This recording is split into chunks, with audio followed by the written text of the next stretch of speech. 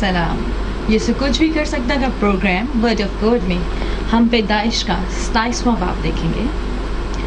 जब इसहाक ज़ईफ़ हो गया और उसकी आंखें ऐसे धुंधला गईं कि उसे दिखाई ना देता था, तो उसने अपने बड़े बेटे ईसू को बुलाया और कहा, ऐ मेरे बेटे। उसने कहा, मैं हाजिर हूँ। तब उसने कहा, देख, मैं तो ज़ईफ़ हो गया और मुझे अपनी मौत का दिन मालूम नहीं। सो अब तू ज़रा अपना हथियार, अपना तुर्कश और अपनी कमान लेकर जंगल को निकल जा और मेरे लिए शिकार मार और मेरी जब हस्बे पसंदीदा लजीज खाना मेरे लिए तैयार करके मेरे आगे ले आ, ताकि मैं खाऊं और अपने मरने से पहले दिल से तुझे दुआ दूं। और जब इसहाक अपने बेटे ईसू से बातें कर रहा था, तो रिबका सुन रही थी और ईसू जंगल को निकल गया कि शिकार मार कर लाए। तब रिबका ने अपने बेटे याकूब से कहा कि देख, मैंने तेरे बाप को तेरे भाई ईसू से ये कहते सुना कि मेरे लिए शिकार मारकर लजीज खाना मेरे वास्ते तैयार कर, ताकि मैं खाऊं और अपने मरने से पेशतर खुदावन के आगे तुझे दुआ दूं। सो ऐ मेरे बेटे, इस हुक्म के मुताबिक जो मैं तुझे देती हूँ, मेरी बात को मान और जाकर रेवड़ में से बकरी को के 2 अच्छे अच्छे बच्चे मुझे ला दे और मैं उनको लेकर तेरे बाप के लिए उसकी हस्बे पसंद लजीज खाना तैयार कर दूंगी और तू उसे अपने बाप के आगे ले जाना, ताकि वो खाए और अपने मरने से पेशतर तुझे दुआ दे। तब याकूब ने अपनी माँ रिबका से कहा, देख, मेरे भाई ईसू के जिस्म पर बाल हैं और मेरा जिस्म साफ है। शायद मेरा बाप मुझे टटोले तो मैं उसकी नज़र में दगाबाज ठहरूंगा और बरकत नहीं बल्कि लानत कमाऊंगा। उसकी माँ ने उससे कहा, ऐ मेरे बेटे, तेरी लानत मुझ पर आए, तो सिर्फ मेरी बात मान और जाकर वो बच्चे मुझे ला दे। तब वो गया और उनको लाकर अपनी माँ को दिया और उसकी माँ ने उसके बाप की हस्बे पसंद लजीज खाना तैयार किया। और रिबका ने अपने बड़े बेटे ईसू के नफीस लिबास जो उसके पास घर में थे लेकर उनको अपने छोटे बेटे याकूब को पहनाया और बकरी के बच्चों की खालें उसके हाथों और उसकी गर्दन पर जहाँ बालना थे लपेट दिए और वो लजीज खाना और रोटी जो उसने तैयार की थी अपने बेटे याकूब के हाथ में दे दी। तब उसने बाप के पास आकर कहा, ऐ मेरी बाप। उसने कहा, मैं हाजिर हूँ, तू कौन है मेरे बेटे? याकूब ने अपने बाप से कहा, मैं तेरा पहलौठा बेटा ईसू हूँ। मैंने तेरे कहने के मुताबिक किया है, सो ज़रा उठ और बैठकर मेरे शिकार का गोश्त खा, ताकि तू दिल से मुझे दुआ दे। तब इसहाक ने अपने बेटे से कहा, बेटा, तुझे ये इस कदर जल्द कैसे मिल गया? उसने कहा, इसलिए कि खुदा ने मेरा काम बना दिया। तब इसहाक ने याकूब से कहा, ऐ मेरे बेटे, ज़रा नज़दीक आ कि मैं तुझे टटोलूं कि तू मेरा वही बेटा ईसू है या नहीं। और याकूब अपने बाप इसहाक के नज़दीक गया और उसने उसे टटोल कर कहा कि आवाज़ तो याकूब की है, पर हाथ ईसू के। उसने उसे ना पहचाना, इसलिए कि उसके हाथों पर उसके भाई ईसू के हाथों की तरह बाल थे। सो उसने दुआ दी और उसने पूछा कि क्या तू मेरा बेटा ईसू ही है? उसने कहा, मैं वो ही हूँ। तब उसने कहा, खाना मेरे आगे ले आ और मैं अपने बेटे के शिकार का गोश्त खाऊंगा, ताकि दिल से तुझे दुआ दूँ। सो वो उसके नज़दीक ले आया और उसने खाया और वो उसके लिए मैं लाया और उसने पी। फिर उसके बाप इसहाक ने उससे कहा, ऐ मेरे बेटे, अब पास आकर मुझे चूम। उसने पास जाकर उसे चूमा। तब उसने उसके लिबास की खुशबू पाई और उसे दुआ देकर कहा, देख, मेरे बेटे की महक उस खेत की महक की मानिंद है जिसे खुदावन ने बरकत दी हो। खुदा आसमान की ओस और ज़मीन की फरबही और बहुत सा अनाज और मैं तुझे बख्शे। कौमें तेरे खिदमत करें और कबीले तेरे सामने झुकें। तो अपने भाइयों का सरदार हो और तेरी माँ के बेटे तेरे आगे झुकें। जो तुझ पर लानत करे वो खुद लानती हो और जो मुझे दुआ दे वो बरकत पाए। तब इसहाक याकूब को दुआ दे चुका और याकूब अपने बाप इसहाक के पास से निकला ही था कि उसका भाई ईसू अपने शिकार से लौटा और वो भी लजीज खाना पकाकर अपने बाप के पास लाया और उसने अपने बाप से कहा, मेरा बाप اٹھ کر اپنے بیٹے کے شکار کا گوشت کھا تاکہ دل سے مجھے دعا دے۔ اس کے بعد اسحاق نے اس سے پوچھا کہ تو کون ہے؟ اس نے کہا میں تیرا پہلوٹا بیٹا عیسو ہوں۔ تب تو اسحاق بشدت کانپنے لگا اور اس نے کہا پھر وہ کون تھا جو شکار مار کر میرے پاس لے آیا اور میں نے تیرے آنے سے پہلے سب سے میں سے تھوڑا تھوڑا کھایا اور اسے دعا دی اور مبارک بھی وہی ہوگا۔ عیسو اپنے باپ کی باتیں سنتے ہی بڑی بلند اور حسرتناک آواز سے چلا اٹھا اور اپنے باپ سے کہا مجھ کو بھی دعا دے اے میرے باپ، مجھ کو بھی۔ اس نے کہا تیرا بھائی دگاس سے آیا اور تیری برکت لے گیا۔ تب اس نے کہا کیا اس کا نام یعقوب ٹھیک نہیں رکھا گیا، کیونکہ اس نے دوبارہ مجھے اڑنگا مارا۔ اس نے میرا پہلوٹے کا حق تو لے ہی لیا تھا اور دیکھ اب وہ میری برکت بھی لے گیا۔ پھر اس نے کہا کیا تو نے میرے لیے کوئی برکت نہیں رکھ چھوڑی ہے؟ اسحاق نے عیسو کو جواب دیا کہ دیکھ میں نے اسے تیرا سردار ٹھہرایا اور اس کے سب بھائیوں کو اس کے سپرد کیا کہ خادم ہو اور اناج اور میں اس کی پرورش کے لیے بتائی۔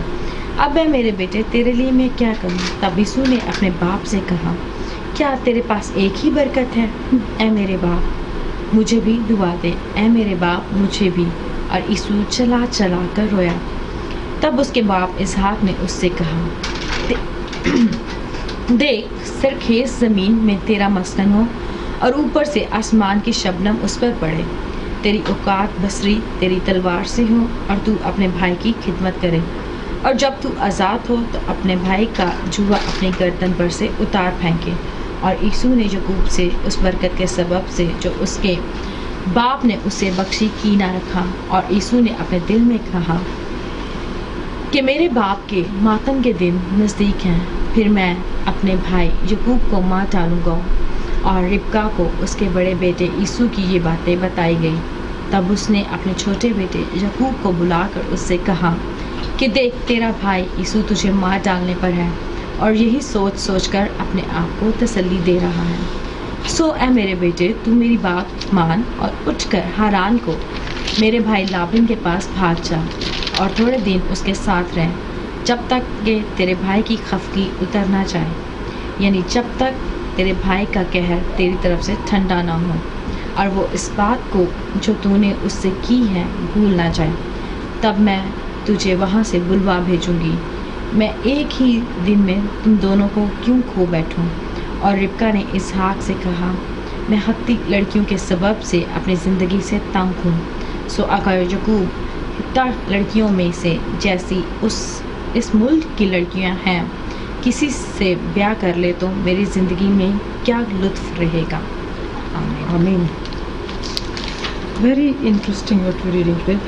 So that my soul may bless you. Before his death, a father would send for his eldest son and bless him, giving him the rights of firstborn.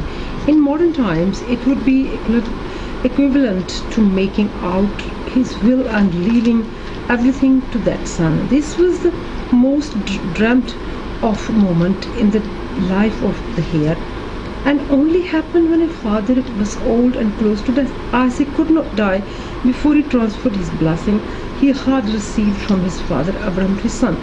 ਇੱਥੇ ਅਸੀਂ ਦੇਖਦੇ ਹਾਂ ਕਿ ਜਦੋਂ ਉਹ ਬੁਲਾਉਂਦਾ ਆ ਕਿ ਮੇਰੀ ਜਿਹੜੀ ਆਤਮਾ ਆ ਮੇਰੀ ਸੋਲ ਮੈਂ ਤੈਨੂੰ ਬਰਕਤ ਦੇਣਾ ਚਾਹੁੰਦਾ, ਇਹ ਉਸ ਵੇਲੇ ਦਾ ਰਵਾਇਤ ਸੀਗੀ ਕਿ ਜਦੋਂ ਕੋਈ ਇਨਸਾਨ ਡੈਥ ਦੇ ਮੌਤ ਦੇ ਨਜ਼ਦੀਕ ਹੁੰਦਾ ਸੀ تو اپنے بچوں ਨੂੰ ਕੋਲ ਬੁਲਾ ਕੇ ਜਿਹੜਾ ਕੁਛ ਉਹਨੇ ਆਪਣੇ ਬਾਪ ਮਾਂ ਪਿਓ ਕੋਲ ਰਿਸੀਵ ਕੀਤਾ ਹੁੰਦਾ ਸੀ ਉਹ ਉਹਨਾਂ ਨੂੰ ਬਰਕਤ ਦਿੰਦਾ ਹੁੰਦਾ ਸੀ। ਅਤੇ ਇਸੇ ਤਰ੍ਹਾਂ ਉਹਨੇ ਵੀ ਚਾਹਿਆ ਕਿ ਉਹ ਜਿਹੜੀ ਉਹਨੇ ਇਬਰਾਹਿਮ ਕੋਲੋਂ ਬਰਕਤ ਰਿਸੀਵ ਕੀਤੀ ਆ ਕੌਮਾਂ ਅਤੇ ਉਮਤਾਂ ਉਹ ਪਾਸ ਔਨ ਕਰੇ ਆਪਣੇ ਬੇਟੇ ਇਸਹਾਕ ਨੂੰ। ਅਤੇ ਅਸੀਂ ਦੇਖਦੇ ਹਾਂ ਕਿ Rebecca spoke to Jacob. Not only she did plan out what Jacob how he could deceive his father and receive his blessing, but she pushed him to do it. Jacob obeyed his mother and assumed all responsibility for his act. Though it was God's will for Jacob to be Isaac's successor in the covenant made with Abraham. 25:33. He did not approve of his mother and son, but they did. The blessing of the God comes through faith and obedience to his word. Thou, Jacob, used deception to take hold of it. He did all this because he had a burning desire to possess the birthright. He valued what his brother treated with contempt. Jacob's faith in the prophetic blessing of his father represents our conviction in God's promise today. ਇੱਥੇ ਦੇਖਦੇ ਹਾਂ ਕਿ ਰੁਬੈਕਾ ਨੇ ਜਦੋਂ Jacob ਦੇ ਨਾਲ ਗੱਲ ਕੀਤੀ ਤਾਂ ਉਹਨੇ ਕਿਹਾ ਕਿ ਹੁਣੇ ਤੇਰੇ ਪਿਓ ਜਿਹੜਾ ਉਹ ਬਲੈਸਿੰਗ ਦੇਗਾ, ਤੇ ਉਹਨੇ ਸਿਰਫ ਉਹਨੂੰ ਇਹ ਨਹੀਂ ਕਿ ਸਿਰਫ ਉਹਨੂੰ ਕਿਹਾ ਕਿ ਤੂੰ ਲੈ ਲਾ, ਬਲਕਿ ਉਹਨੇ ਉਹਨੂੰ ਉਹਦੇ ਵਿੱਚ ਮਤਲਬ ਉਹਨੂੰ ਫੋਰਸ ਕੀਤਾ ਹੈ ਕਰਨ ਲਈ, ਪੁਸ਼ ਕੀਤਾ ਉਹਨੂੰ ਨਾ। ਤੇ ਜੇਕਬ ਨੇ ਆਪਣੀ ਮਾਂ ਦਾ ਕਹਿਣਾ ਵੀ ਮੰਨਿਆ ਤੇ ਉਹਦੀ ਰਿਸਪੌਂਸਿਬਿਲਿਟੀ ਵੀ ਲਈ ਕਿ ਕਿਉਂ ਕਹਿ ਰਹੀ ਆ। ਸਾਰੀ ਜਿਹੜੀ ਤੇ ਰਿਸਪੌਂਸਿਬਿਲਿਟੀ ਦੇਖ ਸਕਦੇ ਜਿਹੜੀ ਅਬਰਾਮ ਨੇ 25ਵੇਂ ਚੈਪਟਰ ਦੀ 23rd ਆਇਤ ਦੇ ਵਿੱਚ ਆਉਂਦੀ ਆ ਕਿ ਕਿਉਂਕਿ ਅਬਰਾਹਮ ਦੀ ਜਿਹੜਾ ਖੁਦਾਵੰਦ ਦਾ ਪ੍ਰੋਮਿਸ ਸੀਗਾ ਉਹ ਉਹਨੇ ਕੌਮਾਂ ਤੇ ਉਮਤਾਂ ਵਾਲਾ ਜਿਹੜਾ ਡਿਸੈਂਡੈਂਟ ਸਾਰੇ ਰੇਦੇ ਜ਼ਰਿਆਂ ਜਿੰਨਾ ਜਿਹੜਾ ਕੌਮਾਂ ਉਹ ਉਹਨੇ ਪਾਸ ਔਨ ਕਰਨੇ ਸੀ। ਇੱਥੇ ਅਸੀਂ ਦੇਖ ਰਹੇ ਹਾਂ ਕਿ ਇੱਕ ਮਾਂ ਕਿਸ ਤਰ੍ਹਾਂ ਇਹ ਕਹਿ ਸਕਦੀ ਆ ਉਹਦੇ ਵਿੱਚ ਅਗਰ ਖੁਦਾ ਦੀ ਮਰਜ਼ੀ ਨਾ ਹੋਏ। ਪਰ ਅਸੀਂ ਦੇਖਦੇ ਕਿ ਡਿਸੈਪਸ਼ਨ ਜਿਹੜਾ ਧੋਖਾ ਉਹ ਹੈਗਾ, ਇੱਕ ਜਿਹੜਾ ਟੂਲ ਆ, ਜਿਹੜਾ ਰਸਤਾ ਹੈ ਉਹ ਧੋਖੇ ਦਾ ਅਪਣਾਇਆ ਜਾ ਰਿਹਾ। ਪਰ ਜਿਹੜੀ ਹੈਗੀ ਆ ਚੀਜ਼ ਓਬੀਡੀਐਂਸ ਦੀ ਉਹ ਖੁਦਾ ਦੀ ਜਿਹੜੀ ਪਲੋਠੇ ਦਾ ਹੱਕ ਵੀ ਪਹਿਲੇ ਅਸੀਂ ਦੇਖਦੇ ਕਿ ਅਸੀਂ ਅੱਗੇ ਜਾ ਕੇ ਵੀ ਦੇਖਣਾ ਕਿ ਪਲੋਠੇ ਨੂੰ ਹੀ ਹੱਕ ਕਿਉਂ ਦਿੱਤਾ ਗਿਆ ਸੀ। ਤੇ ਇਹ ਜਿਹੜੀ ਉਹਦੀ ਜਿਹੜੀ ਬਲੈਸਿੰਗ ਸੀ ਉਹ ਉਹਨੂੰ ਹੀ ਮਿਲਣੀਆਂ ਸੀ, ਭਾਵੇਂ ਉਹਨੇ ਡਿਸੈਪਸ਼ਨ ਦਾ ਜਿਹੜਾ ਰਸਤਾ ਅਪਣਾਇਆ, ਉਹਨੇ ਆਪਣੀ ਮਾਂ ਦਾ ਕਹਿਣਾ ਵੀ ਮੰਨਿਆ, ਪਰ ਇਹਦੇ ਵਿੱਚ ਅਸੀਂ ਦੇਖਦੇ ਕਿ ਖੁਦਾ ਦੀ ਕਿਸ ਤਰ੍ਹਾਂ ਮਰਜ਼ੀ ਹੈ ਸੀ। Isaac's inheritance, which was passed on to him from Abraham, was priceless. It was the authority anointing the blessing of God transferred from father to firstborn son. This inheritance was priceless. Even when its heirs died, it continued in effect. Because of this, it needs to be passed down from generation to generation until the firstborn returns, the Lord Jesus. This means that this blessing continued to be fully active in the lives of all who are descendants of Abraham through faith. Galatians 3:29. It was not being revoked and cannot be annulled. Number 23 to 19 and 20. ਇੱਥੇ ਅਸੀਂ ਦੇਖਦੇ ਹਾਂ ਕਿ ਜਿਹੜੀ Isaac ਦੀ inheritance ਆ, ਜਿਹੜਾ ਉਹਨੂੰ ਮਿਲਣਾ ਹੈ ਜਿਹੜੀ ਜਾਇਦਾਦ, ਉਹਦੀ ਕੋਈ ਕੀਮਤ ਚੁਕਾ ਜਾਂ ਦੇਖ ਜਾਂ ਸੋਚ ਹੀ ਨਹੀਂ ਸਕਦਾ, ਕਿਉਂਕਿ ਉਹਦੇ ਹੱਥਾਂ ਦੇ ਵਿੱਚ ਉਸ ਵੇਲੇ ਕੌਮਾਂ ਤੇ ਉਮਤਾਂ ਤੇ ਜਿਹੜੀ ਰੇਤ ਦੇ ਦਾਣੇ ਜਿੰਨੀ ਇੱਕ ਰਿਸਪੌਂਸਿਬਿਲਿਟੀ ਆ, ਜਿਹੜੀ ਕਿ ਆਉਣ ਵਾਲੀਆਂ ਕੌਮਾਂ ਨੇ ਜਿਹੜੇ ਪਲੋਠੇ ਆ ਉਹਨਾਂ ਨੇ ਉਹ ਲੈਣੀ। ਹੁਣ ਅਗਰ ਇੱਥੇ ਇੱਕ ਪਲੋਠਾ ਜਿਹੜਾ ਆ ਉਹ ਪਲੋਠੇ ਵਾਂਗੂ ਬਿਹੇਵ ਨਹੀਂ ਕਰਦਾ, ਜਿਹਨੂੰ ਕਿ ਅਸੀਂ ਗਲਾਤੀਆ ਦੇ 3 ਚੈਪਟਰ 29 ਅੱਜ ਵੀ ਪੜ੍ਹ ਸਕਦੇ ਹਾਂ, ਗਿਣਤੀ ਨੰਬਰ ਦੇ 23 ਦੀ 19ਵੀਂ ਤੇ 20ਵੀਂ ਅੱਜ ਵੀ ਪੜ੍ਹ ਸਕਦੀ ਹਾਂ।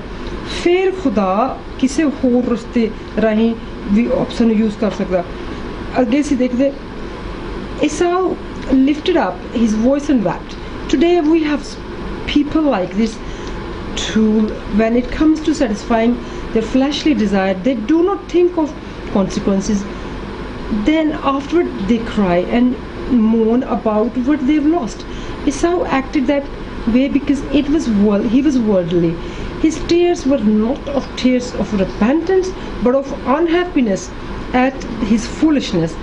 Hebrew 12 to 16 to 17. Do not allow yourself to be tricked. Sadly, what happened to Esau was happened to millions of people. These people wake up now. They have rejected the love of the Almighty only when time has run out for them and they take a hold of salvation. ਅਸੀਂ ਤਾਂ ਦੇਖਦੇ ਹਾਂ ਕਿ ਯਿਸੂ ਜਿਹੜਾ ਆ ਉਹ ਬਾਅਦ ਵਿੱਚ ਆਪਣੀ ਉੱਚੀ ਆਵਾਜ਼ ਨਾਲ ਰੋਂਦਾ ਆ। ਅੱਜ ਬਹੁਤ ਲੋਕੀ ਜਿਹੜੇ ਆਹੀ ਕਰਦੇ, ਕਿਉਂਕਿ ਉਹ ਆਪਣੀ ਜਿਸਮ ਦੀ ਜਿਹੜੀ ਖਾਹਿਸ਼ ਆ, ਉਹਨਾਂ ਦੀ ਜ਼ੁਬਾਨ ਦਾ ਜਿਹੜਾ ਹੈਗਾ ਆ ਲਾਲਾ, ਉਹਨਾਂ ਨੂੰ ਕੰਟਰੋਲ ਨਹੀਂ ਕਰ ਸਕਦੇ। ਐਂਡ ਕਿਉਂਕਿ ਉਹਨੇ ਵੀ ਆਪਣਾ ਜਿਹੜਾ ਅਸੀਂ ਪਿਛਲੇ ਪੈਰੇ 'ਚ ਦੇਖਿਆ ਹੈ, ਪਿਛਲੇ ਚੈਪਟਰ ਦੇ ਵਿੱਚ, ਕਿ ਉਹਨੇ ਆਪਣਾ ਪਲੋਠੇ ਹੋਣ ਦਾ ਹੱਕ ਜਿਹੜਾ ਉਹ ਸਿਰਫ ਮਸਰਾਂ ਦੀ ਜਿਹੜੀ ਦਾਲ ਆ ਉਹਦੇ ਉੱਤੇ ਉਹਨੇ ਜਿਹੜਾ ਉਹ ਵੇਚ ਦਿੱਤਾ। ਐਂਡ ਆਹ ਜਿਹੜੀ ਉਹਦੀ ਫਲੈਸ਼ਲੀ ਡਿਜ਼ਾਇਰ ਹੈਗੀ ਆ, ਇਹ ਖੁਦਾ ਨੂੰ ਆਇਜ਼ਰ ਕਿਸੇ ਵੀ ਤਰੀਕੇ ਦੇ ਨਾਲ ਉਹ ਆਪਣੇ ਹੱਕ ਉੱਤੇ ਇੱਕ ਸੂਰਮਾ ਹੋਣ ਦੇ ਹਿਸਾਬ ਨਾਲ ਪੂਰਾ ਨਹੀਂ ਉਤਰਦਾ। ਐਂਡ ਬਾਅਦ ਵਿੱਚ ਅੱਜ ਵੀ ਅਸੀਂ ਦੇਖਦੇ ਹਾਂ ਕਿ ਲੋਕੀ ਇਹ ਦੇਖ ਲੈਂਦੇ ਆ ਕਿ ਮੈਂ ਵੱਡਾ ਆ ਜਾਂ ਮੈਂ ਜਿਹੜੀ ਆਪਣੀ ਉਹ ਪੋਜੀਸ਼ਨ ਦੇਖ ਲੈਂਦੇ ਆ, ਪਰ ਪੋਜੀਸ਼ਨ ਨੂੰ ਡਿਲੀਵਰ ਕਰਨ ਵਾਲੀ ਰਿਸਪੌਂਸਿਬਿਲਿਟੀ ਜਿਹੜੀ ਉਹਨੂੰ ਹੋਲਡ ਨਹੀਂ ਕਰਦੇ, ਕਿਉਂਕਿ ਉਹ ਦੁਨੀਆਦਾਰੀ ਦੇ ਵਿੱਚ ਬਹੁਤ ਬੁਰੀ ਤਰੀਕੇ ਨਾਲ ਫਸੇ ਹੁੰਦੇ ਆ। ਕਿਉਂਕਿ ਉਹ ਖੁਦਾ ਦਾ ਜਿਹੜਾ ਪਿਆਰ ਆ ਆਲਮਾਈਟੀ ਉਹਨੂੰ ਨਹੀਂ ਸਮਝਦੇ। ਅਸੀਂ ਇਹਨੂੰ ਇਬਰਾਨੀਆਂ 12ਵੇਂ ਚੈਪਟਰ ਦੀ 16ਵੀਂ ਤੋਂ 17ਵੀਂ ਆਇਤ ਵੀ ਦੇਖ ਸਕਦੇ ਆ। ਤਾਂ ਉਹ ਆਪਣੇ ਆਪ ਨੂੰ ਅਲਾਓ ਕਰਦੇ ਕਿ ਉਹਨਾਂ ਨੂੰ ਕੋਈ ਧੋਖਾ ਦੇ ਜਾਵੇ, ਟ੍ਰਿਕ ਦੇ ਜਾਵੇ, ਤੇ ਜਦੋਂ ਫਿਰ ਉਹ ਮੌਕਾ ਉਹਨਾਂ ਦੇ ਹੱਥਾਂ ਵਿੱਚੋਂ ਜਿਹੜਾ ਹੈ ਉਹ ਨਿਕਲ ਜਾਂਦਾ ਤਾਂ ਫਿਰ ਉਹ ਉਸੇ ਤਰ੍ਹਾਂ ਰੋਂਦੇ ਜਿਸ ਤਰ੍ਹਾਂ ਇੱਥੇ ਅਸੀਂ ਦੇਖਦੇ ਕਿ ਈਸਾਊ ਜਿਹੜਾ ਉਹ ਰੋ ਰਿਹਾ। We will now اور جب صبح ہوئی تو سب سردار کاہنوں اور قوم کے بزرگوں نے یسوع کے خلاف مشورہ کیا کہ اسے مار ڈالیں، اور اسے باندھ کر لے گئے اور پیلاطس حاکم کے حوالہ کیا۔ جب اس کے پکڑوانے والے یہودا نے یہ دیکھا کہ وہ مجرم ٹھہرایا گیا تو پچھتایا، اور وہ 30 روپے سردار کاہنوں اور بزرگوں کے پاس واپس لا کر کہا، میں نے گناہ کیا کہ بے قصور کو قتل کے لیے پکڑوایا۔ انہوں نے کہا، ہمیں کیا، تو جان۔ اور وہ روپیوں کو مقدس میں پھینک کر چلا گیا اور جا کر اپنے آپ کو پھانسی دی۔ سردار کاہنوں نے روپے لے کر ان کو ہیکل کے خزانہ میں ڈالنا روا نہیں کیا، کیونکہ یہ خون کی قیمت ہے۔ بس انہوں نے مشورہ کر کے ان روپوں سے کمہار کا کھیت پردیسیوں کے دفن کرنے کے لیے خریدا۔ اس سبب سے وہ کھیت آج تک خون کا کھیت کہلاتا ہے۔ اس وقت وہ پورا ہوا جو یرمیاہ نبی کی معرفت کہا گیا تھا کہ جس کی قیمت ٹھہرائی گئی تھی انہوں نے اس کی قیمت کے وہ 30 روپے لے لیے اور ان کو کمہار کے کھیت کے لیے دیا، جیسا خداوند نے مجھے حکم دیا۔ یسوع حاکم کے سامنے کھڑا تھا اور حاکم نے اس سے یہ پوچھا کہ کیا تو یہودیوں کا بادشاہ ہے؟ یسوع نے اس سے کہا، تو خود کہتا ہے۔ اور جب سردار کاہن اور بزرگ اس پر الزام لگا رہے تھے اس نے کچھ جواب نہ دیا۔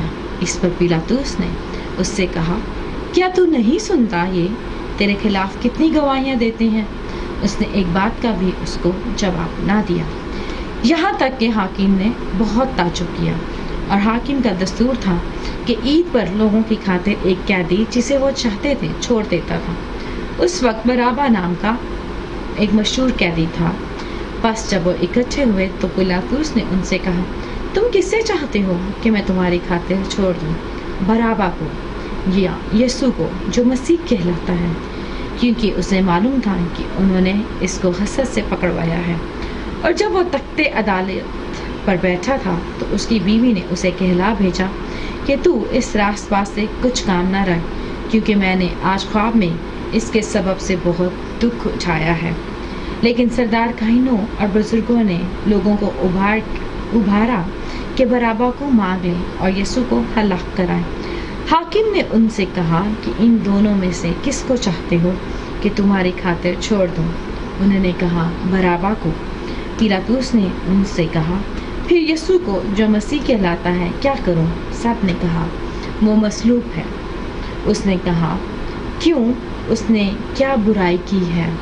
مگر وہ اور بھی چلا کر کہنے لگے، وہ مصلوب ہو۔ جب پیلاطس نے دیکھا کہ کچھ بن نہ پڑتا بلکہ الٹا بلوا ہوتا جاتا ہے تو پانی لے کر لوگوں کے روبرو اپنے ہاتھ دھوئے اور کہا، میں اس راست باز کے خون سے بری ہوں، تم جانو۔ سب لوگوں نے جواب میں اس سے کہا، اس کا خون ہماری اور ہماری اولاد کی گردن پر۔ اس پر اس نے برابا کو ان لوگوں کی خاطر چھوڑ دیا اور یسوع کو کوڑے لگوا کر حوالہ کیا کہ مصلوب ہو۔ اس پر حاکم کے سپاہیوں نے یسوع کو قلعہ میں لے جا کر ساری پلٹن اس کے گرد جمع کی اور اس کے کپڑے اتار کر اسے کرمزی چوگا پہنا اور ان کانٹوں کا تاج بنا کر اس کے سر پر رکھا اور ایک سرکنڈا اس کے دائیں ہاتھ میں دیا اور اس کے آگے گھٹنے ٹیک کر اسے ٹھٹھوں میں اڑانے لگے کہ اے یہودیوں کے بادشاہ عذاب، اور اس پر تھوکا اور وہی سرکنڈا لے کر اس کے سر پر مارنے لگے۔ اور جب اس کا ٹھٹھا کر چکے تو چوکا کو اس پر سے اتار کر پھر اسی کے کپڑے اسے پہنائے اور مصلوب کو لے گئے۔ جب باہر آئے تو انہوں نے شمعون نام ایک کرینی آدمی کو پا کر اسے بگار میں پکڑا کے اس کی صلیب اٹھائے اور اس جگہ جو گلگتہ یعنی کھوپڑی کی جگہ کہلاتی ہے پہنچ کر پت ملی ہوئی میں اس سے پینے کو دی، مگر اس نے چکھ کر پینا نہ چاہا، اور انہوں نے اسے مصلوب کیا اور اس کے کپڑے کھرا ڈال کر بانٹ لیے۔ اور وہاں بیٹھ کر اس کی نگہبانی کرنے لگے اور اس کا الزام لکھ کر اس کے سر پر اوپر لگا دیا کہ یہ یہودیوں کا بادشاہ ہے۔ اس وقت اس کے ساتھ 2 ڈاکو مسلوب ہوئے، ایک دانے اور ایک بائیں، اور راہ چلنے والے سر ہلا ہلا کر اس کو لان تان کرتے اور کہتے تھے، اے مقدس کے ڈھانے والے اور 3 دن میں بنانے والے، اپنی تئیں بچا، اور تو اگر خدا کا بیٹا ہے تو صلیب پر سے اتر آ۔ اسی طرح سردار کاہن بھی فقیہوں اور بزرگوں کے ساتھ مل کر ٹھٹھے سے کہتے تھے، اس نے اوروں کو بچایا، اپنے تئیں نام نہیں بچا سکتا، یہ تو اسرائیل کا بادشاہ ہے۔ اب صلیب پر سے اتر آئے تو ہم اس پر ایمان لائیں۔ اس نے خدا پر بھروسہ کیا ہے، اگر وہ اسے چاہتا ہے تو اب اس کو چھڑا لے، کیونکہ اس نے کہا تھا میں خدا کا بیٹا ہوں۔ اس طرح ڈاکو بھی جو اس کے ساتھ مصلوب ہوئے تھے اس پر لان تان کرتے تھے، اور دوپہر سے لے کر تیسرے پہر تک تمام ملک میں اندھیرا چھایا رہا، اور تیسرے پہر کے قریب یسوع نے بڑی آواز سے چلا کر کہا، ایلی ایلی لما شبختانی، یعنی اے میرے خدا تو نے مجھے کیوں چھوڑ دیا۔ جو وہاں کھڑے تھے ان میں سے بعض نے سن کر کہا، یہ ایلیا کو پکارتا ہے، اور فوراً ان میں سے ایک شخص دوڑا اور اسپنج لے کر سرکہ میں ڈبویا اور سرکنڈے پر رکھ کر اسے چسایا۔ مگر باقیوں نے کہا، ٹھہر جاؤ، دیکھیں تو ایلیا اسے بچانے آتا ہے یا نہیں۔ یسوع نے پھر بڑی آواز سے چلا کر جان دے دی، اور مقدس کا پردہ اوپر سے نیچے تک پھٹ کر 2 ٹکڑے ہو گیا، اور زمین لرزی اور چٹانیں تڑک گئیں اور قبریں کھل گئیں، اور بہت سے جسم ان مقدسوں کے جو سو گئے تھے جی اٹھے، اور اس کے جی اٹھنے کے بعد قبروں سے نکل کر مقدس شہر میں گئے اور بہتوں کو دکھائی دیے۔ پس صبح تھا، جو اس کے ساتھ یسوع کی نگہبانی کرتے تھے بھونچال اور تمام ماجرا دیکھ کر بہت ہی ڈر کر کہنے لگے، بے شک یہ خدا کا بیٹا تھا۔ اور وہاں بہت سی عورتیں جو گلیل سے یسوع کی خدمت کرتی ہوئی اس کے پیچھے پیچھے آئی تھی، دور سے دیکھ رہی تھیں۔ ان میں مریم مگدلینی تھی، اور یعقوب اور یوسف کی ماں مریم، اور زبدی کے بیٹوں کی ماں۔ جب شام ہوئی تو یوسف نام ارمتیا کا ایک دولت مند آدمی آیا جو خود بھی یسوع کا شاگرد تھا۔ اس نے پیلاطس کے پاس جا کر شاگرد یسوع کی لاش مانگی، اور پیلاطس نے دے دینے کا حکم دیا، اور یوسف نے لاش کو لے کر صاف مہین چادر میں لپیٹا اور اپنی نئی قبر میں جو اس نے چٹان میں کھدوائی تھی رکھا۔ پھر وہ ایک بڑا پتھر قبر کے منہ پر لڑکا کر چلا گیا، اور مریم مگدلینی اور دوسری مریم وہاں قبر کے سامنے بیٹھی تھی۔ دوسرے دن جو تیاری کے بعد کا دن تھا، سردار کاہنوں اور فریسیوں نے پیلاطس کے پاس جمع ہو کر کہا، خداوند ہمیں یاد ہے کہ اس دھوکے باز نے جیتے جی کہا تھا، میں 3 دن کے بعد جی اٹھوں گا۔ بس حکم دے کہ تیسرے دن تک قبر کی نگہبانی کی جائے، کہیں ایسا نہ ہو کہ اس کے شاگرد آ کر اسے چرا لے جائیں اور لوگوں سے کہہ دیں کہ وہ مردوں میں سے جی اٹھا، اور یہ پچھلا دھوکہ پہلے سے بھی برا ہو۔ پیلاطس نے ان سے کہا، تمہارے پاس پہرے والے ہیں، جاؤ، جہاں تک تم سے ہو اس کی نگہبانی کرو۔ بس وہ پہرے والوں کے ساتھ لے کر گئے اور پتھر پہ مہر کر کے قبر کی نگہبانی کی۔ پاک کلام کے پڑھے اور سنے جانے پر خدا کی برکت ہو۔ Amen. We are studying the Judas remorse. The first 3 Gospels talk about Judas' betrayal, but the Matthew was the only one who described the terrible remorse and suicide. The Greek word that was translated as remorse does not mean regret, but lament. This shows that Judas simply felt sorry when he saw the consequences of his betrayal, which was the death of the Lord Jesus. اسی تے دیکھتے ہیں کہ یہودس کا جو جڑا نا وہ مطلب سانو نظر آتا ہے کہ وہ اداس ہوندا ہے، ਜਿਹੜਾ ਇੱਥੇ ਪਰ ਜਿਹੜੀ ਉਹਦੀ ਉਦਾਸੀ ਆ ਉਹ ਪਛਤਾਵਾ ਨਹੀਂ ਹੈਗੀ, ਉਹਦੇ ਵਿੱਚ ਉਹ ਰਿਪੈਂਟ ਨਹੀਂ ਕਰਦਾ, ਬਲਕਿ ਉਹ ਸਿਰਫ ਦੇਖਦਾ ਹੈ ਕਿ ਮੇਰੇ ਉਹ ਜਿਹੜਾ ਮੈਂ ਕੀਤਾ ਆ ਉਹਨੂੰ ਧੋਖਾਧੜੀ, ਉਹਦਾ ਨਤੀਜਾ ਇਹ ਹੋਇਆ ਕਿ ਸਮਝੋ ਦੀ ਮੌਤ ਹੋ ਗਈ ਆ। ਇੱਥੇ ਉਹ ਬਿਲਕੁਲ ਵੀ ਰਿਪੈਂਟੈਂਸ ਮਤਲਬ ਜਿਹੜੀ ਉਹਨੂੰ ਕਹਿੰਦੇ ਮਤਲਬ ਉਹ ਤੌਬਾ ਨਹੀਂ ਕਰ ਰਿਹਾ, ਤੌਬੇ ਵਾਲੀ ਉਦਾਸੀ ਉਹਦੇ 'ਤੇ ਨਹੀਂ ਆਈ। I have sinned the betraying innocent blood in order to get rid of the guilt that tormented him. Judas returned the coins that he had received Zechariah as prophesied 11, Zechariah 11:13. Those 30 coins that had given to him such pleasure, how now brought him the pain, despair, and accusation. Throwing them onto the sanctuary did not bring him relief, because there was no repentance in his heart. This pressure that Judas felt within himself resulted in a drastic decision to commit suicide. He had not betrayed anyone, just anyone, but betrayed the innocent blood of the Son of the God, the Lord Jesus, who was unjustly condemned to death. That's why Judas could not bear such weight. ਅਸੀਂ ਤਾਂ ਦੇਖਦੇ ਹਾਂ ਕਿ ਯਹੂਦਾ ਇਸਕਰਯੋਤੀ ਨੇ ਇੱਕ ਜਿਹੜਾ ਬਿਲਕੁਲ innocent ਮਾਸੂਮ ਖੂਨ ਦਾ ਨਾਲ ਹੀ ਧੋਖਾਧੜੀ ਨਹੀਂ ਕੀਤੀ, ਬਲਕਿ ਅਸੀਂ ਇੱਥੇ ਦੇਖਦੇ ਹਾਂ ਕਿ ਜਿਹੜੇ ਉਹਨੇ ਜ਼ਕਰਿਆ ਦੇ 11ਵੇਂ ਚੈਪਟਰ ਦੀ 13ਵੀਂ ਆਇਤ ਦੇ ਵਿੱਚ ਕਿਹਾ ਗਿਆ ਆ, ਉਹਨੇ ਉਸ ਜਿਹੜੀ ਪੇਸ਼ਨਗੋਈ ਆ ਉਹਨੂੰ ਪੂਰਾ ਕੀਤਾ। ਤੇ ਜਿਹੜੇ ਉਹਨੇ 30 ਸਿੱਕੇ ਜਿਹੜੇ ਚਾਂਦੀ ਦੇ ਉਹਨੇ ਮੁੜ ਕੇ ਜਿਹੜੇ ਉਹਨਾਂ ਦੇ ਮੂੰਹ 'ਤੇ ਜਾ ਕੇ ਮਾਰੇ, ਤੇ ਇਹ ਉਹਨੇ ਇਸ ਕਰਕੇ ਨਹੀਂ ਮਾਰੇ ਕਿ ਉਹ ਤੌਬਾ ਕਰ ਰਿਹਾ ਸੀ, ਦਿਲ ਤੋਂ ਪਛਤਾ ਰਿਹਾ ਸੀ, ਇਸ ਕਰਕੇ ਕਿ ਉਹਨੇ ਐਕਚੁਅਲੀ ਦੇਖਿਆ ਕਿ ਜਿਹੜੇ ਖੂਨ ਨੂੰ ਉਹਨੇ ਵਹਾ ਦਿੱਤਾ ਆ, ਮੌਤ ਦੇ ਮੂੰਹ ਚੜਾ ਦਿੱਤਾ ਆ, ਉਹ ਤੇ ਦੁਨੀਆ ਨੂੰ ਆਜ਼ਾਦੀ ਦੇਣ ਲਈ, ਜਿਹੜਾ ਕਿ ਉਹ ਦੁਨੀਆ ਨੂੰ ਬਚਾਉਣ ਲਈ ਵਰਤਿਆ ਜਾਣ ਵਾਲਾ ਖੁਦਾ ਦੇ ਆਪਣੇ ਬੇਟੇ ਦਾ ਇਨੋਸੈਂਟ ਖੂਨ ਸੀਗਾ।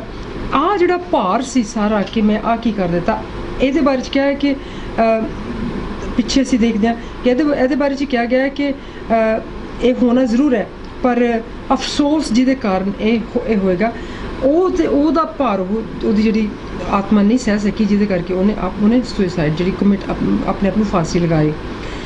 The price of the blood was an amount that was paid for the life of a man. In the case of the Lord Jesus Christ, it was 30 pieces of silver, which was the amount paid for a slave at that time. Exodus 21:32.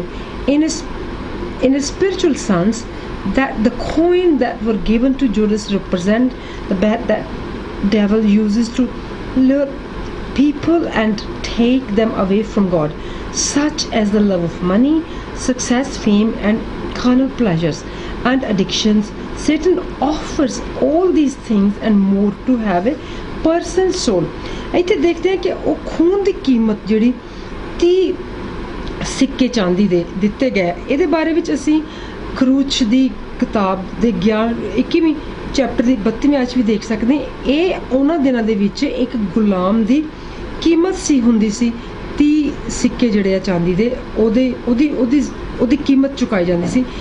And ਇੱਥੇ ਜਿਹੜਾ ਜੋ ਕੁਛ ਯਹੂਦਾ ਨੇ ਕੀਤਾ ਆ, ਉਹ ਇਹ ਸਮਝ ਨਹੀਂ ਪਾਇਆ ਕਿ ਸ਼ੈਤਾਨ ਹਮੇਸ਼ਾ ਇਹ ਹੀ ਕਰਦਾ ਹੈ ਕਿ ਲੋਕਾਂ ਨੂੰ ਜਦੋਂ ਉਹਨੇ ਉਹਨਾਂ ਦੀ ਰੂਹ ਨੂੰ ਹਥਿਆਉਣਾ ਹੁੰਦਾ ਆ, ਕਬਜ਼ੇ 'ਚ ਲੈਣਾ ਹੁੰਦਾ ਆ, ਤੇ ਉਹ ਪੈਸਾ ਫਿਰ ਜਾਂ ਫੇਮ ਜਿਹਨੂੰ ਕਹਿੰਦੇ ਆ ਕਿ ਐਸ਼ੋ ਅਸ਼ਰਤ, ਤੇ ਜਾਂ ਫਿਰ ਦੁਨੀਆਦਾਰੀ ਦੀਆਂ ਜਿਹੜੀਆਂ ਅਯਾਸ਼ੀਆਂ, ਤੇ ਜਾਂ ਫਿਰ ਕਹਿੰਦੇ ਐਡਿਕਸ਼ਨਸ ਕਿ ਨਸ਼ਾ ਬਾਜ਼ੀ, ਇੱਦਾਂ ਦੀਆਂ ਚੀਜ਼ਾਂ ਨੂੰ ਉਹ ਆਫਰ ਕਰਕੇ ਲੋਕਾਂ ਨੂੰ ਦੇ ਕੇ ਉਹਨਾਂ ਨੂੰ ਦਿਖਾ ਕੇ ਝਲਕ ਹੀ ਉਹ ਇੱਕ ਪਰਸਨ ਦੀ ਜਿਹੜੀ ਰੂਹ ਆ ਉਹਨੂੰ ਕਬਜ਼ੇ 'ਚ ਲੈ ਕੇ ਆਉਂਦਾ।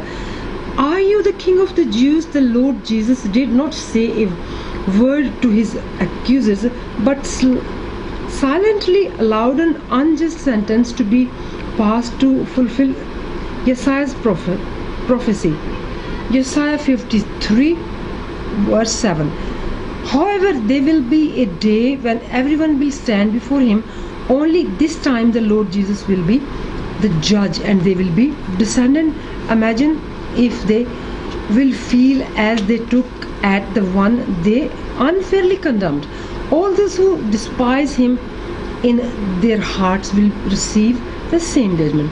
ਇੱਥੇ ਦੇਖਿਆ ਹੈ ਕਿ ਜਦੋਂ ਉਹਨੂੰ ਸਵਾਲ ਕੀਤਾ ਗਿਆ ਕਿ ਤੂੰ ਯਹੂദിਆਂ ਦਾ ਬਾਦਸ਼ਾਹ ਆ, ਤੇ ਆਹ ਜਿਹੜੀ ਚੀਜ਼ ਆ ਇਹ ਮਤਲਬ ਅਸੀਂ ਦੇਖਦੇ ਕਿ ਉਹਨੇ ਇਹ ਇਸ ਕਰਕੇ ਲੋਰਡ ਜੀਸਸ ਕ੍ਰਾਈਸਟ ਨੂੰ ਨਹੀਂ ਕਹੀ ਕਿ ਉਹ ਇਹ ਕਹਿਣਾ ਚਾਹ ਰਿਹਾ, ਬਲਕਿ ਯਸਾਇਆ ਨਬੀ ਨੇ ਜਿਹੜਾ 53 ਚੈਪਟਰ ਦੇ 7ਵੇਂ ਆਇਤ ਦੇ ਵਿੱਚ ਕਿਹਾ ਆ ਉਹ ਪੇਸ਼ਨ ਗੋਈ ਇੱਥੇ ਪੂਰੀ ਹੋਣੀ ਜ਼ਰੂਰ ਆ ਤੇ ਹੋਈ ਆ।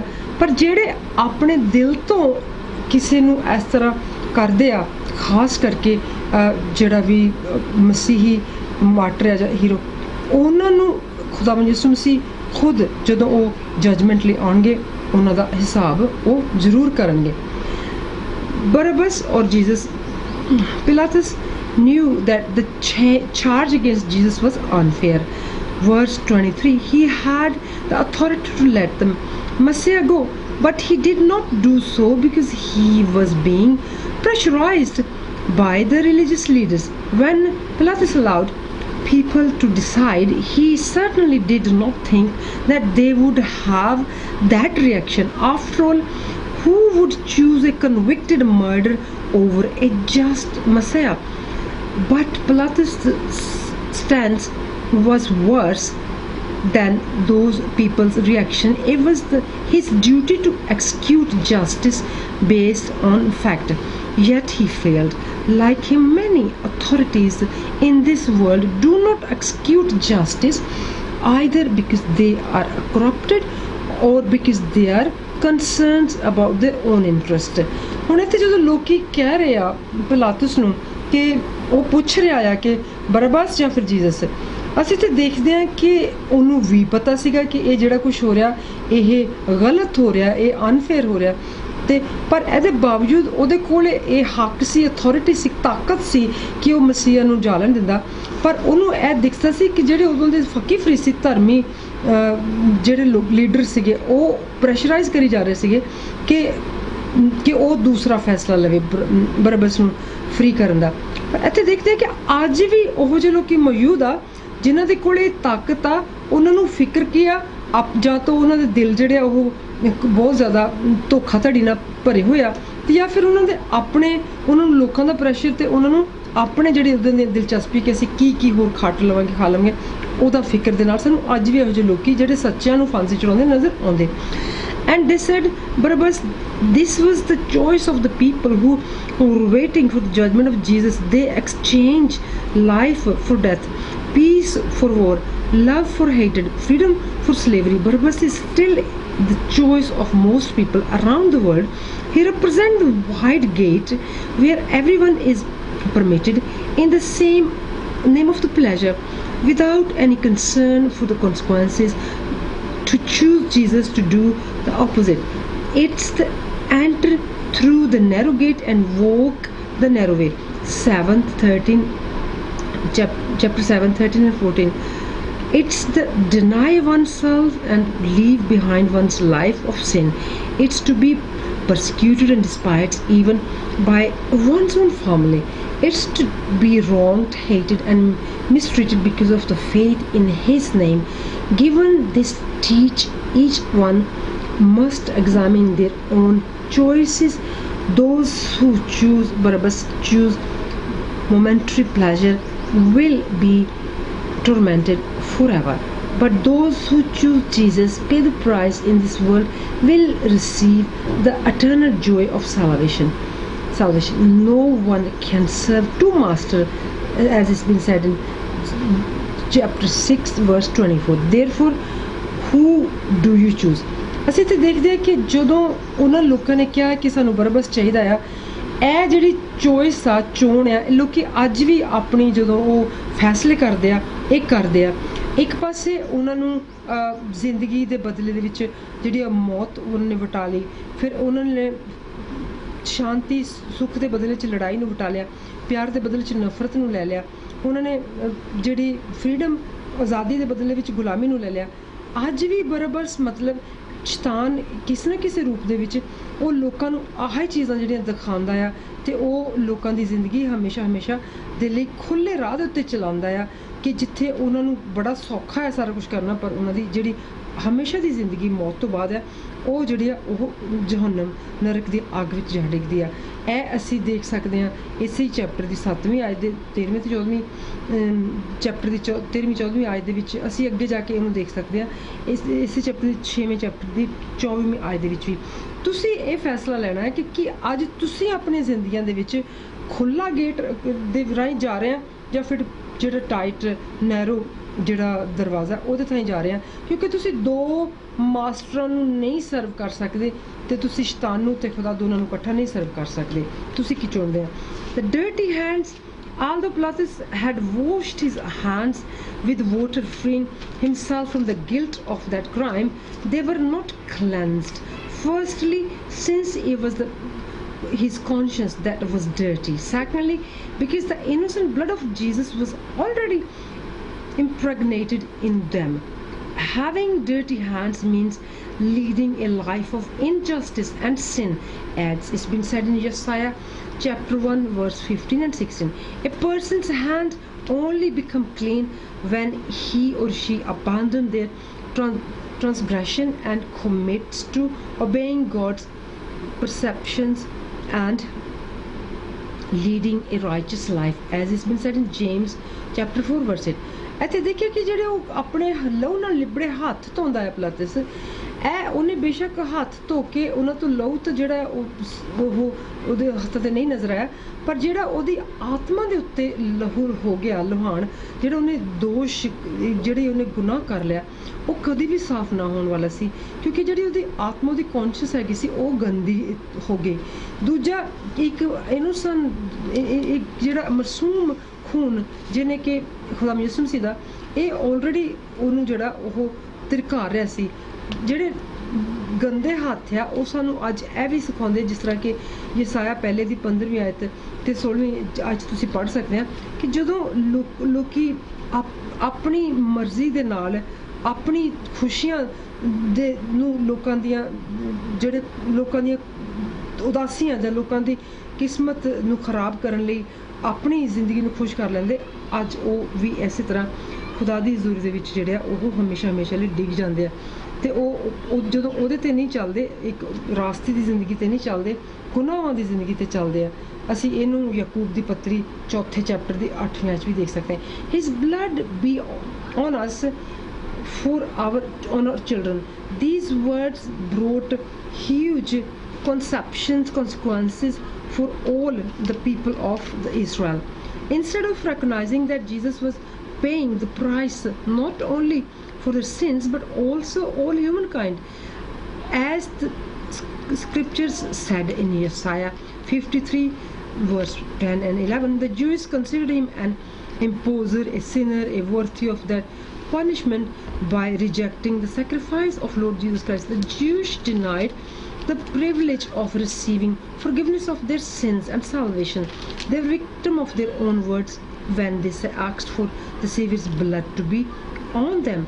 They did not imagine that it would happen almost 40 years later when the Romans invaded Jerusalem.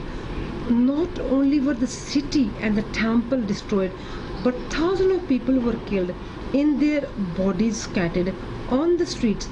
ਹੁਣ ਖੁਦਾਵੰਦ ਯਿਸੂ ਮਸੀਹ ਦਾ ਖੂਨ ਜਿਹੜਾ ਆਪਣੇ ਤੇ ਆਪਣੇ ਬੱਚਿਆਂ ਉੱਤੇ ਮੰਗਣਾ, ਆਹ ਜਿਹੜੇ ਸ਼ਬਦ ਆ ਇਹ ਇਸਰਾਇਲ ਦੇ ਉਹਨਾਂ ਲੋਕਾਂ ਦੀਆਂ ਜਿਹੜੀਆਂ ਜੋ ਕੁਛ ਉਹਨਾਂ ਨੇ ਕੀਤੀਆਂ ਉਹਨਾਂ ਦਾ ਸਾਨੂੰ ਨਤੀਜਾ ਜਿਹੜਾ ਹੈ ਨਾ ਉਹ ਭੁਗਤਾ ਨਜ਼ਰ ਆਉਂਦਾ। ਇਹਦੇ ਬਦਲੇ ਵਿੱਚ ਲੋਕਾਂ ਨੇ ਉਹਦੀ ਜਿਹੜੇ ਮਾਸੂਮ ਲੋਕਾਂ ਨੇ ਉਹਦੀ ਜਿਹੜੀ ਪ੍ਰਾਈਸ ਵੀ ਪੇ ਕੀਤੀ ਆ, ਜਿਸ ਤਰੀਕੇ ਦੇ ਨਾਲ ਯਸਾਇਆ 53 ਦੇ 10ਵੇਂ ਤੇ 11ਵੀਂ ਆਇਤ ਸਾਨੂੰ ਨਜ਼ਰ ਆਉਂਦਾ।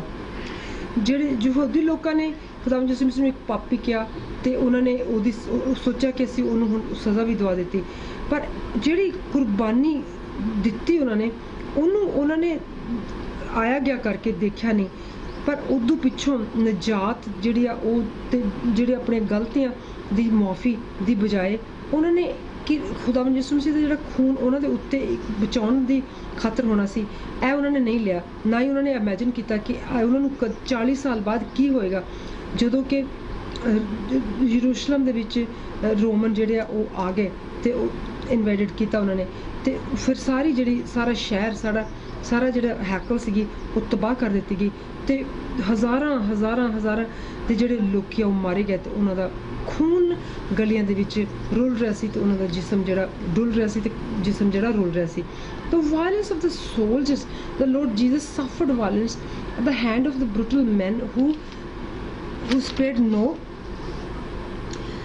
efforts to hurt him.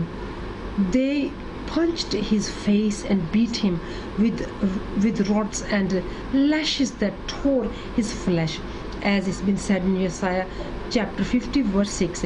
He must not forget that the Son of God suffered all these things as a fragile and vulnerable human being like us. It's particularly important to remember his sacrifice and pain and understand that our sins were the reason for all the suffering. ਇੱਥੇ ਦੇਖਦੇ ਹਾਂ ਕਿ ਜਦੋਂ ਖੁਦਾਵੰਦ ਯਿਸੂ ਮਸੀਹ ਨੇ ਜਿਹੜੇ ਸਿਪਾਹੀ ਸੀ ਉਹਨਾਂ ਦੇ ਹੱਥਾਂ ਦੇ ਵਿੱਚ ਖੂਨ ਖਰਾਬਾ ਤੇ ਬਹੁਤ ਮਾਰ ਪਿੱਟ ਜਿਹੜੀ ਸਹੀ ਆ ਹੈ ਨਾ, ਇਹਦੇ ਵਿੱਚ ਉਹਨਾਂ ਨੇ ਉਹਨੂੰ ਬਹੁਤ ਤਕਲੀਫ ਦਿੱਤੀ ਆ, ਬਹੁਤ ਜ਼ਿਆਦਾ ਉਹਦੇ ਮੂੰਹ ਤੇ ਥੁੱਕਿਆ ਆ, ਮਾਰਿਆ ਆ, ਉਹਨੂੰ ਨੋਚਿਆ ਆ, ਸਕਿਨ ਬਾਹਰ ਜਿਹੜੀ ਉਹਨਾਂ ਦੀ ਜਦੋਂ ਮਾਰਿਆ ਤੇ ਕੋੜਿਆਂ ਨਾਲ ਬਾਹਰ ਨਿਕਲੀ ਆ, ਬਿਲਕੁਲ ਜਿਸ ਤਰ੍ਹਾਂ ਯਸਾਇਆ ਦੇ 50ਵੇਂ ਚੈਪਟਰ 6ਵੀਂ ਅੱਜ ਕਿਹਾ. ਸਾਨੂੰ ਇਹ ਅੱਜ ਭੁੱਲਣਾ ਨਹੀਂ ਚਾਹੀਦਾ ਕਿ ਖੁਦਾ ਦੇ ਬੇਟੇ ਨੇ ਆਪਣਾ ਆਪ ਸਾਡੇ ਲਈ ਬਹੁਤ ਹੀ ਜਿਹੜੀ ਫੈਰਾਜਾਈਲ ਸਕਿਨ ਸੀਗੀ, ਉਹ ਕਿੰਨੀ ਨਾਜ਼ੁਕ ਕਿੰਨੀ ਪਿਆਰੀ ਹਿਊਮਨ ਬਾਡੀ ਸੀਗੀ ਉਹ, ਐਂਡ ਪਰ ਉਹਨਾਂ ਨੇ ਸਾਡੇ ਲਈ ਜਿਹੜੇ ਕਿ ਅਸੀਂ ਗਲਤੀਆਂ ਦੇ ਪੁਤਲੇ ਹਾਂ, ਹਜ਼ਾਰਾਂ ਗਲਤ ਚੀਜ਼ਾਂ ਕਰਦੇ ਹਾਂ, ਸੋਚਦੇ ਹਾਂ, ਸਾਡੇ ਲਈ ਉਹਨੇ ਆਪਣੇ ਆਪ ਕੁਰਬਾਨੀ ਕੀਤੀ, ਤੇ ਕਿਉਂਕਿ ਅਸੀਂ ਦੁਬਾਰਾ ਉਸ ਗੁਲਾਮੀ ਦੇ ਵਿੱਚ ਨਾ ਆ ਸਕੀਏ, ਤੇ ਸਾਨੂੰ ਉਹ ਜਿਹੜੀ ਕੁਰਬਾਨੀ ਆ ਤੇ ਉਹ ਦਰਦ ਆ ਕਦੇ ਵੀ ਭੁੱਲਣਾ ਨਹੀਂ ਚਾਹੀਦਾ. The crown of the thorns, the afflicted head, and the body symbolize the totality of humankind's sins. The Lord Jesus endured the painful crown of thorns to give us the crown of life.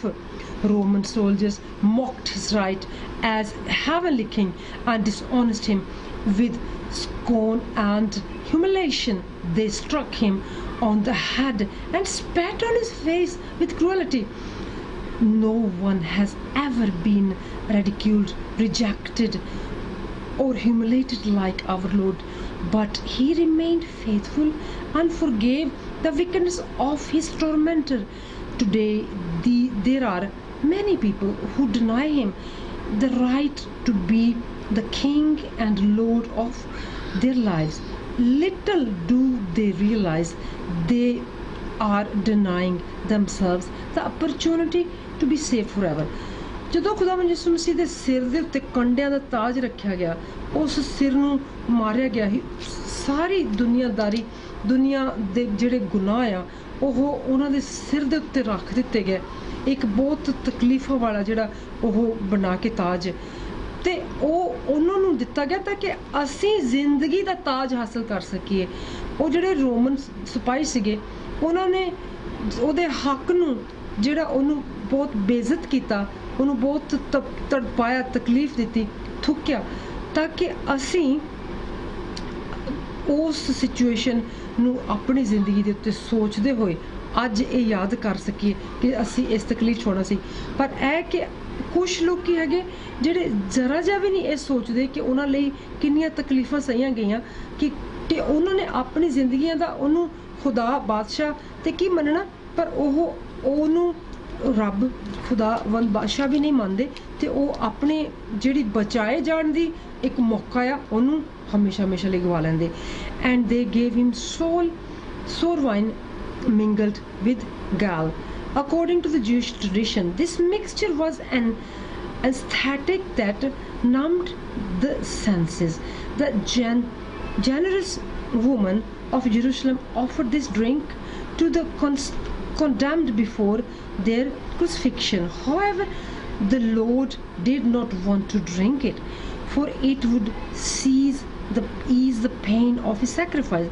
He wanted to be conscious while sacrificing for our sins, carrying out the plan of salvation until the end.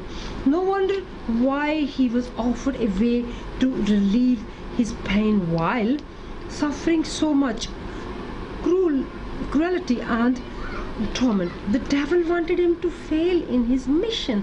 In the same way, we must be vigilant, for the devil makes life easier for those who prefer avoiding personal sacrifice to fighting for the kingdom of God.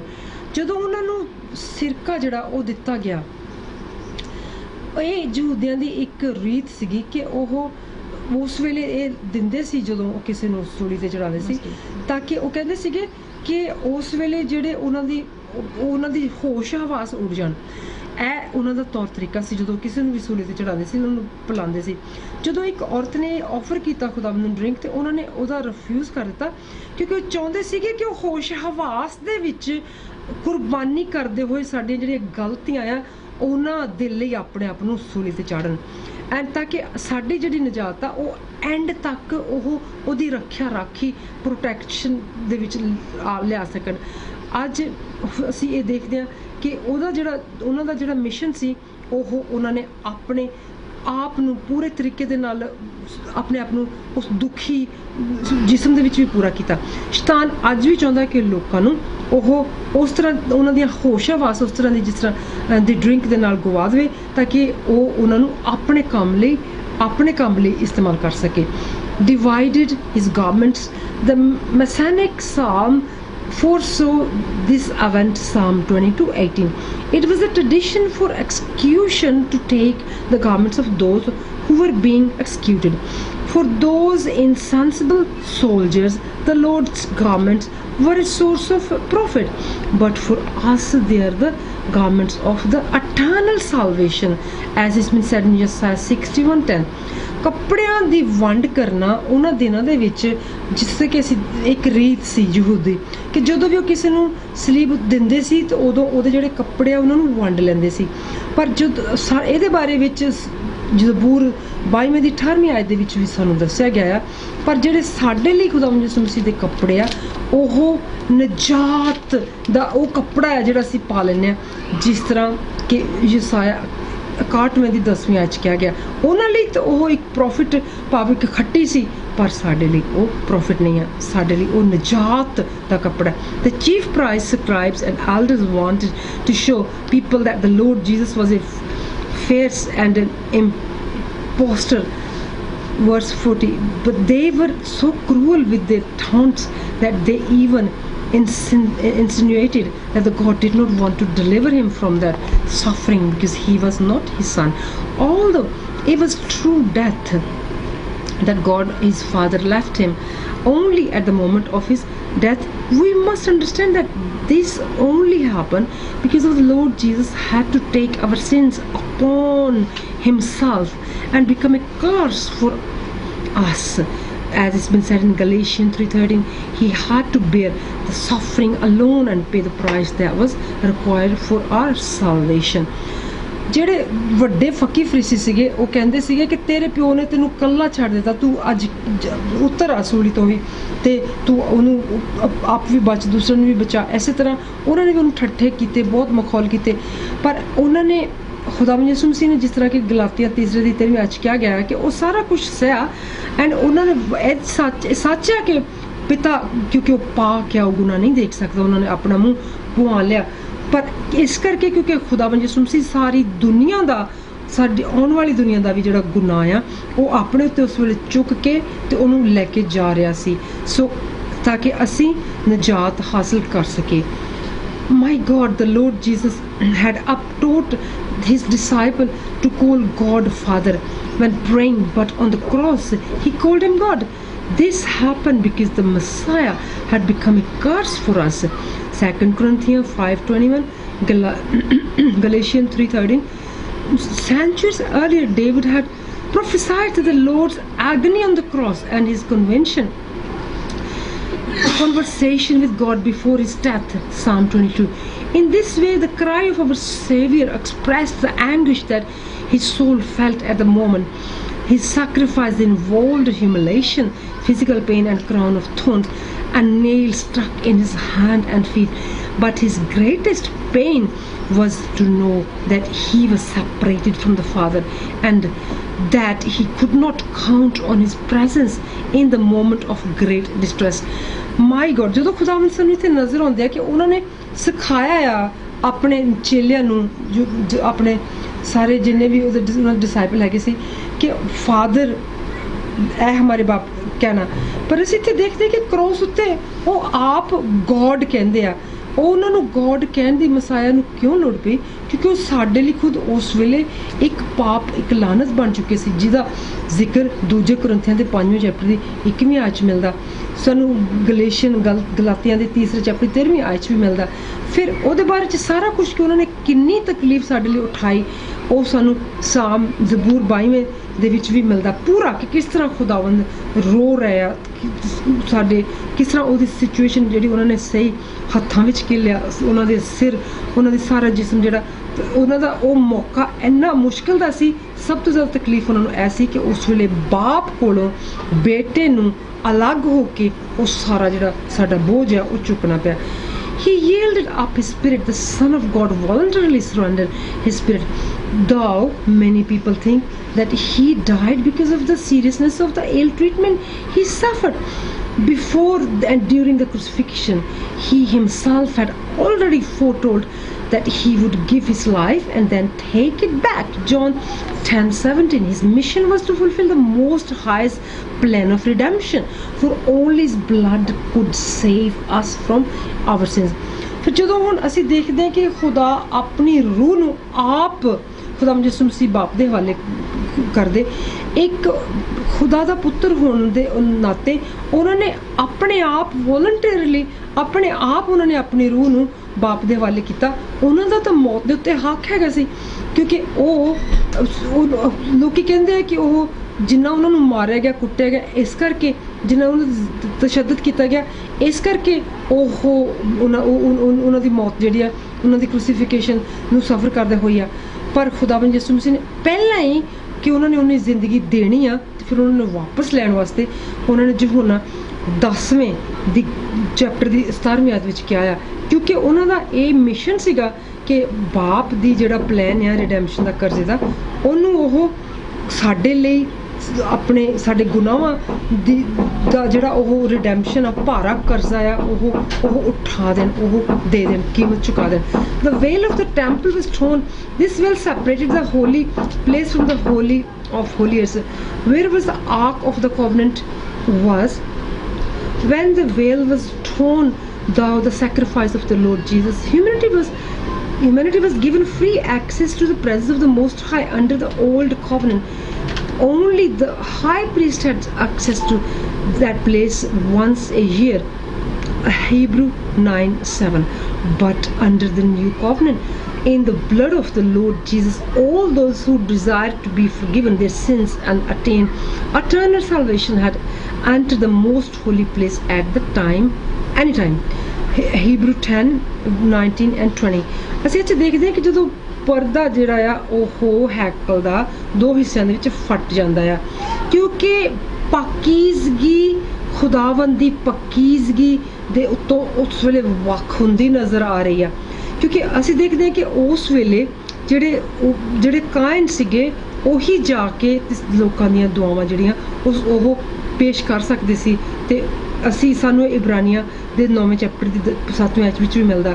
ਪਰ ਕਿਉਂਕਿ ਖੁਦਾ ਨੇ ਦੇ ਬੇਟੇ ਖੁਦਾ ਯਿਸੂ ਮਸੀਹ ਨੇ ਆਪਣੇ ਖੂਨ ਦੇ ਨਾਲ ਹਰ ਇੱਕ ਇਨਸਾਨ ਨੂੰ ਉਸ ਜਗ੍ਹਾ ਦੇ ਦਿੱਤੀ ਕਿ ਜਿਹੜਾ ਉਹ ਖੁਦਾ ਦੇ ਸਾਹਮਣੇ ਖੜਾ ਹੋ ਕੇ ਆਪਣੀ ਬੇਨਤੀ ਦੁਆ ਰੱਖ ਸਕੇ, ਤੇ ਉਹਦਾ ਹੱਲ ਖੁਦਾ ਤੋਂ ਮੰਗ ਸਕੇ ਹਮੇਸ਼ਾ ਦੀ ਨਜਾਤ ਦੇ ਰੂਪ ਦੇ ਵਿੱਚ।